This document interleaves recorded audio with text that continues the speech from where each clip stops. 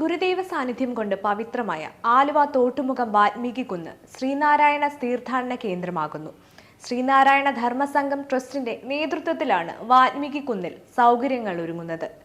ശ്രീനാരായണ ഗുരുദേവൻ 1912 അവിടുത്തെ പ്രവർത്തനങ്ങളുടെ സിരാകേന്ദ്രമായ വർക്കല ശിവഗിരി കുന്നിന്റെ താഴ്വാരത്ത് അറിവിന്റെ ദേവതയായ ശാരദാദേവിയെ പ്രതിഷ്ഠിച്ചത്.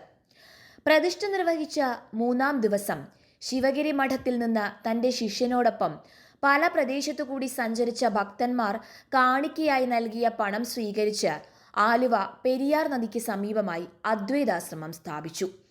ആ കാലയളവിൽ ശ്രീനാരായണ ഗുരുദേവൻ ആലുവ നഗരത്തിൽ നിന്ന് അല്പം മാറി തോട്ടുമുഖം എന്ന പ്രദേശത്തെ വിജനമായി കിടന്ന ഒരു കുന്നിന്റെ മുകളിൽ വന്നിരിക്കുക പതിവായിരുന്നു. അത് അന്ന് ആരും ശ്രദ്ധിക്കാതെ കാട് പിടിച്ചു കിടന്ന ഒരു പ്രദേശമായിരുന്നു. ആ കുന്ന് പിന്നീട് ശ്രീനാരായണ ഗുരുദേവന് വേലു എന്നൊരു ഭക്തൻ സംഭാവനയായി അത് സമർപ്പിച്ചു. 1914 ശ്രീനാരായണ ഗുരുദേവൻ അദ്വൈതാശ്രമത്തിന്റെ പ്രവർത്തനങ്ങൾ ആരംഭിക്കുന്നതിനൊപ്പം തന്നെ അവിടെ ഒരു സംസ്കൃത വിദ്യാലയത്തിനു കൂടി ആരംഭം കുറിച്ചു. മഹാകവി കുമാരനാശാൻ, ഡോക്ടർ പൽപ്പു, TK മാധവൻ, സഹോദരൻ അയ്യപ്പൻ തുടങ്ങിയ പ്രമുഖരായ ഗുരുദേവ ശിഷ്യർ എല്ലാം തന്നെ 1914 മുതൽ ശ്രീനാരായണ ഗുരു സമാധി പ്രാപിക്കുന്നതുവരെയുള്ള കാലയളവിൽ അദ്ദേഹത്തിനൊപ്പം ചിലവഴിച്ചത് അദ്വൈതാശ്രമത്തിലാണ്.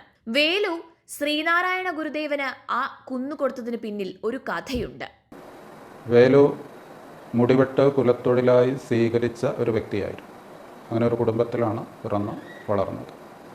അപ്പോൾ വേലു അന്നത്തെ നിലവെച്ച് സമ്പന്നരായിട്ടുള്ള ആളുകളുടെ, പ്രത്യേകിച്ച് ജന്മിമാരുടെയൊക്കെ വീടുകളിൽ പോയി അവരുടെ മുടി വെട്ടിക്കൊടുക്കുക എന്ന ഒരു സമ്പ്രദായമായിരുന്നു ഉണ്ടായിരുന്നത്.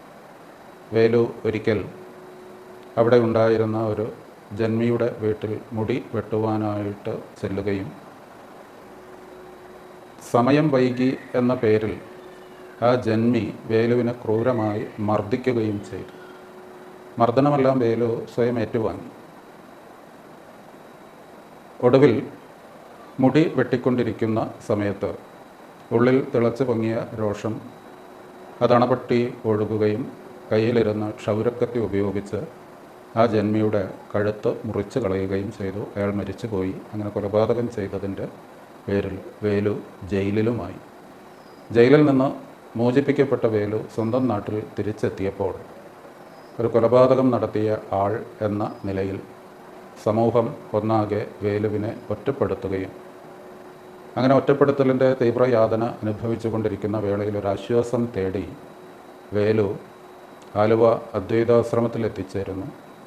ശ്രീനാരായണ ഗുരുദേവൻ വേലുവിന് ആശ്രമത്തിൽ സർവ്വ സ്വാതന്ത്ര്യങ്ങളും അനുവദിച്ചു കൊടുത്തു. വേലു ക്രമേണ ആശ്രമത്തിലെ ഒരു പ്രധാനിയായി മാറുന്നു. ആശ്രമത്തിലെ അന്തേവാസികൾ പോലും ശ്രീനാരായണ ഗുരുദേവനോട് പറയാൻ ഭയപ്പെട്ടിരുന്നതും മടിച്ചിരുന്നതുമായ കാര്യങ്ങൾ അവർ വേലു മുഖേനയാണ് ഗുരുവിനെ അറിയിച്ചു കൊണ്ടിരുന്നത്. അപ്പോൾ വേലുവിന് അപ്രകാരം ശ്രീനാരായണ ഗുരുദേവൻ്റെ മേൽ വലിയൊരു സ്വാധീനം വന്നു ചേർന്നു. ഈ വേലുവാണ് ആലുവയിൽ നഗരത്തിൽ നിന്ന് ഏതാണ്ട് 3.5 കിലോമീറ്റർ ദൂരെ മാറി സ്ഥിതി ചെയ്യുന്ന കുന്ന് സ്വന്തം പേരിൽ സർക്കാരിൽ നിന്ന് തൻ്റെ പേരിലാക്കി തീർക്കുകയും അങ്ങനെ തൻ്റെ പേരിൽ വന്നു ചേർന്ന ഈ ഭൂമി ശ്രീനാരായണ ഗുരുദേവനായി എഴുതി കൊടുക്കുകയും ചെയ്തത്. അതോടൊപ്പം SNDP യോഗം മുൻ പ്രസിഡന്റ്, നിയമസഭാ സാമാജികൻ, തത്വചിന്തകൻ, പത്രപ്രവർത്തകൻ എന്നീ നിലകളിൽ പ്രവർത്തിച്ച സഹോദരൻ അയ്യപ്പന്റെയും ഭാര്യ പാർവതി അയ്യപ്പന്റെയും സ്മൃതി മണ്ഡപം ഇതിനോട് ചേർന്ന് നിർമ്മിച്ചിട്ടുണ്ട്. ശ്രീനാരായണ ഗുരുദേവൻ അവിടുത്തെ ആത്മീയ ധ്യാനത്തിന് തിരഞ്ഞെടുത്ത ഭൂമി എന്ന നിലയിൽ വാൽമീകി കുന്നിന്റെ പ്രാധാന്യം വളരെ വലുതാണ്. എന്നാൽ ഇതാരും തന്നെ തിരിച്ചറിയാതെ പോയി.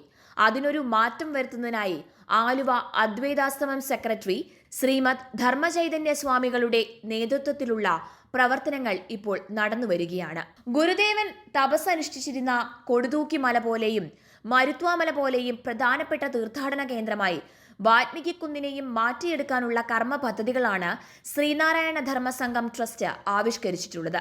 ഇതിന്റെ ഭാഗമായുള്ള വിശ്രമ കേന്ദ്രത്തിന്റെ ശിലാസ്ഥാപനം ശ്രീനാരായണ ധർമ്മസംഘം ട്രസ്റ്റ് ട്രഷറർ ശ്രീമദ് ശാരദാനന്ദ സ്വാമികൾ, ആലുവ അദ്വൈതാശ്രമം സെക്രട്ടറി ശ്രീമദ് ധർമ്മചൈതന്യ സ്വാമികൾ, ശ്രീമദ് അദ്വൈതാനന്ദ തീർത്ഥ സ്വാമികൾ എന്നിവർ ചേർന്ന് നിർവഹിച്ചു. News desk SN media.